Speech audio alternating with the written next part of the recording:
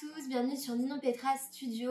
Donc comme vous pouvez le voir, j'ai revêtu mon costume de Noël puisqu'aujourd'hui j'avais envie d'entamer un petit peu la saison des fêtes et de me lancer dans des DIY pour Noël. Donc cette année j'ai décidé de faire les choses à fond et de vous faire pas mal de contenu sur cette chaîne. Donc normalement si tout va bien il y aura 3 vidéos sur cette chaîne avec des DIY donc de décoration à faire pour votre intérieur. Et il y aura aussi une 4e vidéo où je vous emmènerai avec moi sur la décoration de mon appart. Donc aujourd'hui on va commencer avec 2 DIY, je vous montre tout de suite ce qu'on va faire. Donc la première chose c'est une guirlande. En fait j'ai repéré cette superbe guirlande chez Anthropologie, mais il me semble qu'elle était au prix de 85 €. Donc clairement je ne mets absolument pas ce prix là dans une guirlande.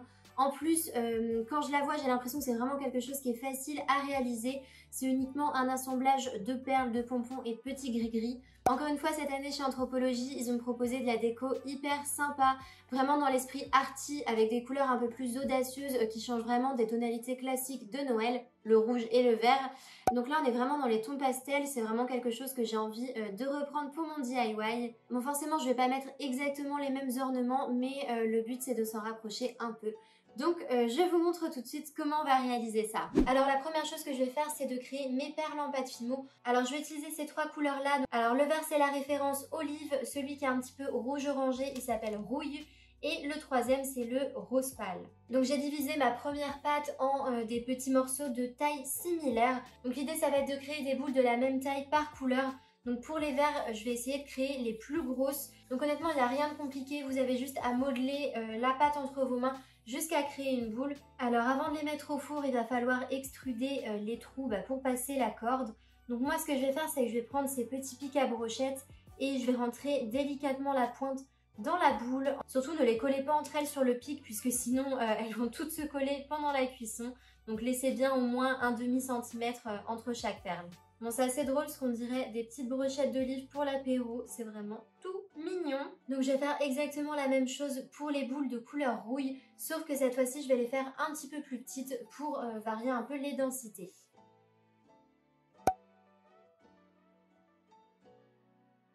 Alors on va maintenant passer au tressage de la corde de base. Donc pour ça je vais utiliser ces 2 pelotes, c'est un mélange laine et polyester mais ça vraiment peu importe. Donc ce que je vais faire pour avoir une tresse pas trop régulière, c'est que je vais prendre 2 brins de couleur beige et un seul brin en blanc et je vais commencer à tresser. Alors pour que ce soit plus simple, j'ai déjà coupé mes brins, j'ai fait à peu près 4 mètres sur chaque, comme ça j'aurai de la marge et je vais venir les coller à mon plan de travail avec un scotch hyper robuste et puis c'est parti, on commence à tresser.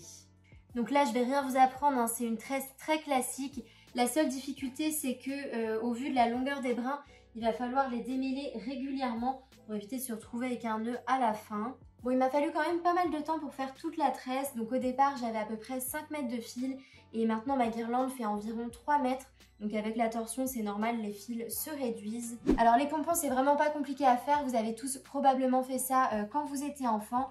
Donc il vous faut un morceau de carton assez rigide. Vous tracez 2 grands cercles et à l'intérieur 2 petits cercles avec une fente sur le côté. Vous découpez ces formes-là, vous les assemblez et vous allez commencer à passer votre fil de laine dans le disque. Donc là, vous prenez les fils que vous voulez. Moi, j'ai pris le blanc et le beige que j'avais utilisé sur la base de la guirlande. Et là, il va falloir tourner pas mal de tours jusqu'à ce que l'entièreté du disque soit bien recouvert. Une fois que c'est suffisamment épais, vous prenez votre paire de ciseaux et vous découpez entre les 2 disques, histoire de libérer les brins du pompon. Vous repassez un fil au milieu pour maintenir tous les brins entre eux et votre pompon est terminé. Donc moi, je vais en faire 5 blancs et 5 beiges, comme ça il y aura une petite variation sur la guirlande. Mais encore une fois, vous faites ce que vous voulez. Pour apporter un petit peu de densité, je vais venir créer des pampilles pour la guirlande.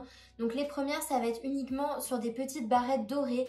Donc là, je vais enfiler une petite perle en plastique doré et puis mes perles en pâte Fimo et mes perles en bois. Donc moi, j'ai choisi de mettre toujours une petite perle beige et ensuite de varier entre une de couleur rouille, une rose ou une couleur vert d'eau. Et ensuite, je les réserve sur le côté et je vais passer à la création d'une autre pampille. Celle-ci, elle va être sur la base d'un fil mercerisé doré. Donc ce sont des fils DMC en lurex. Je vais les utiliser comme base et je vais venir passer des perles en bois, des perles en plastique doré, les petites perles rouges en pâte Fimo et puis cette jolie étoile couleur vert d'eau que j'avais trouvée chez Sauce Train-Graine. Alors là, j'ai vraiment improvisé, hein, j'ai fait plusieurs tests avant de trouver cette combinaison qui me plaît. Donc j'en ai fait une dizaine et puis pareil, je vais les réserver sur le côté. On passe ensuite à l'assemblage de la guirlande. Donc avant toute chose, je vais venir sécuriser l'embout de la guirlande avec un petit morceau de scotch. Comme ça, les perles seront beaucoup plus faciles en fait à enfiler sur la guirlande. Alors là, j'avoue que j'ai fait un peu à l'instinct. Je suis partie en fait de l'objet que j'avais le plus, donc c'est les perles en bois brutes. Et en fait, j'ai choisi de les insérer entre chaque ornement. Donc là, j'ai fait une perle en bois, une pampille, ensuite les pampilles avec les étoiles, de nouveau une perle en bois, de nouveau une pampille, un pompon. Comme ça, voilà, j'essaie de disperser un petit peu tous ces ornements de façon régulière sur la guirlande. Donc si vous n'avez jamais fabriqué de bijoux, vous vous demandez peut-être comment se fixent les petites tiges en métal. Il faut juste se munir d'une pince plate, vous rentrez le petit embout en métal dans la guirlande et puis vous le recroquevillez en fait sur lui-même avec la pince, ça tient vraiment tout seul sans problème. Bon là j'arrive à une composition qui est plutôt jolie, je suis arrivée au bout de ma guirlande mais il me reste quand même quelques ornements, il me reste 3 pampilles de chaque. Et puis il y a aussi les perles vertes que je n'avais pas utilisées. Du coup là je suis allée refouiller un peu dans mon matériel de DIY et j'ai récupéré ces petites pommes de pin miniatures que j'avais trouvées il me semble chez Sostrengren aussi l'année dernière. Donc il m'en reste 4 et en fait je vais les utiliser comme pampilles. Donc ce que je vais faire c'est que je vais glisser des petites perles dorées. Donc là j'en glisse 2 de chaque côté. Ensuite je regroupe le fil pour glisser une grosse perle verte. Et puis une autre bleue en bois. Et ensuite je finis de nouveau par des perles dorées. Là c'est tout simple puisque j'ai juste à les nouer sur le fil pour ajouter un petit peu de densité aux endroits qui sont les plus vides. Alors je vais créer un dernier ornement avec les perles beiges qu'il me reste et les perles dorées. Je vais prendre un morceau de fil de fer, j'enfile 10 petites perles dorées. Et ensuite je plie en deux et je tords comme pour faire une petite boucle. Je vais maintenant passer une perle en pâte Fimo dans les 2 fils. Ensuite je repasse 5 perles dorées sur chaque fil et je répète cette opération 3 fois de suite. Donc les petites perles sur un seul fil et la grosse perle elle passe sur les 2 fils. Donc voilà tous les ornements que j'ai recréés pour la deuxième phase. Je vais les passer sur la guirlande. Je vais essayer encore une fois de faire un truc un peu régulier et ces nouveaux petits ornements vont m'aider à combler les trous. Honnêtement avec du fil et des perles vous pouvez vraiment faire une multitude de choses. Vous pouvez aussi choisir de travailler en relief. Donc là c'est le moment de laisser libre cours à votre imagination, hein. Vous pouvez essayer, défaire, refaire. Prenez votre temps, c'est aussi ça le plaisir de faire de la déco de Noël.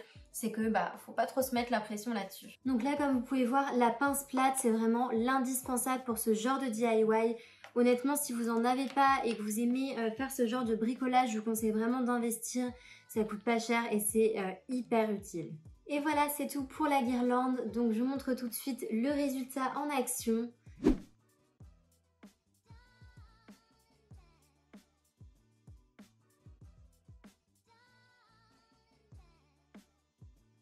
Honnêtement, je suis trop fière de cette guirlande. J'avoue que c'est un de mes DIY préférés que j'ai fait depuis le début de ma chaîne. Et vu le temps que j'y ai passé, j'ai enfin compris pourquoi Anthropologie vendait ce type de produit à 85 €. Parce que clairement, ça a dû me prendre au moins 5 heures à faire quoi. On continue avec le deuxième DIY. Donc là, je vais utiliser mon matériau de prédilection qui est l'argile autodurcissante. J'en avais encore un bon paquet au frigo, donc je me suis dit que ça pouvait être sympa de l'utiliser pour des petites décos de Noël. Et en allant faire mon shopping de Noël le week-end dernier, j'ai repéré ces petits bougeoirs en forme d'ange chez Sostrengren. Là pour le coup c'est pas du tout le budget qui m'a empêché de les acheter puisqu'ils étaient il me semble à 2 ou 3 €. Mais je me suis dit que c'était assez facile à réaliser, les formes sont plutôt simples. Donc je vais me munir de mon argile autodurcissante et je vais vous montrer tout de suite le process. Donc c'est parti avec l'argile autodurcissante, donc celle-ci vient de chez Créalia. Donc pour le coup c'est pas de l'argile blanche puisque j'avais que celle-ci au frigo. Mais je préfère utiliser celle-ci plutôt que d'en acheter une autre. Donc c'est pas trop grave, je viendrai repeindre mon bougeoir à la fin. Donc comme d'habitude je vous incite à bien préparer votre pâte en amont. Donc pour ça il faut bien la modeler, la tirer vers l'avant au maximum. Ça vous évitera d'avoir à mettre trop d'eau pour l'humidifier, mais ça va aussi vous enlever toutes les petites aspérités et les trous lors du séchage. Alors moi je vais commencer par créer les ailes, comme ça je vais réutiliser l'excédent d'argile pour remettre dans mon corps et ça évitera de faire du gâchis. Alors pour créer les ailes, vous avez juste à étaler votre pâte à l'aide d'un rouleau ou d'une bouteille comme je le fais. Et ensuite il va falloir découper la forme. Donc si vous n'êtes pas trop à l'aise, ce que vous pouvez faire c'est de dessiner au préalable la forme de l'aile que vous souhaitez sur un papier. Vous la découpez et puis vous vous en servez un peu comme un pochoir. Moi pour le coup je pense pouvoir y arriver du premier coup. Donc je vais directement tracer la forme sur mon argile et je vais découper avec un petit couteau. Alors de préférence essayez d'utiliser un X-Acto ou une lame. Là j'avoue que j'ai eu un petit peu la flemme et que j'ai pris le premier couteau dans la cuisine. Et pour avoir des finitions plus régulières, je vous conseille de revenir avec un petit pinceau. Comme ça vous venez fignoler un petit peu les contours, vous venez lisser tout ça et enlever les aspérités et les excédents d'argile. Donc là pour définir la forme de mon corps, j'ai créé une boule et je l'ai allongée assez naturellement dans mes mains. Et je vais essayer de tourner la pâte à l'intérieur de mes mains, donc ça va diminuer les aspérités. Petit à petit la pâte va se grandir, donc tous les 2 ou 3 tours j'essaye d'appuyer dessus pour lui redonner sa forme initiale. Alors prenez votre temps pour avoir la forme la plus régulière possible. Et ensuite on va appliquer un petit peu d'eau pour gommer encore tous ces petits défauts.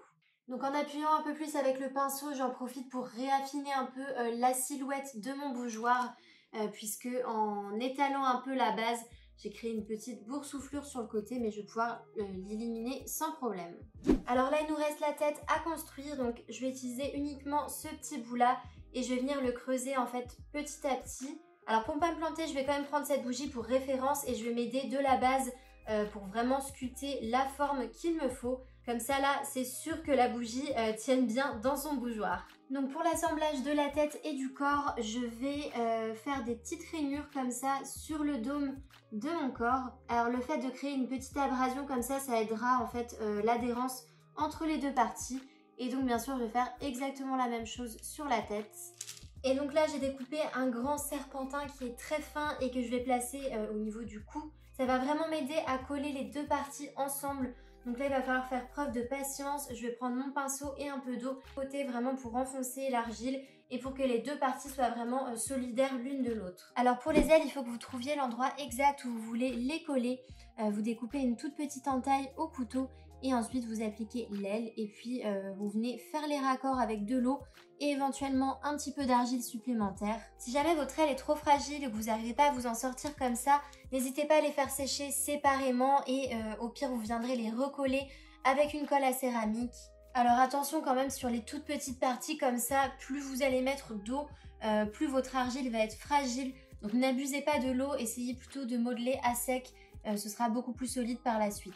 Tant que le bougeoir est encore humide, vous allez pouvoir créer les petites stries sur le corps de l'ange. Pour que ce soit plus facile, je vous conseille de mettre le bougeoir à hauteur de votre regard. Vous prenez un couteau et puis vous commencez de haut en bas à placer toutes les petites stries. J'ai ensuite laissé le bougeoir sécher pendant 48 heures et après ce temps-là, du coup, il est enfin sec.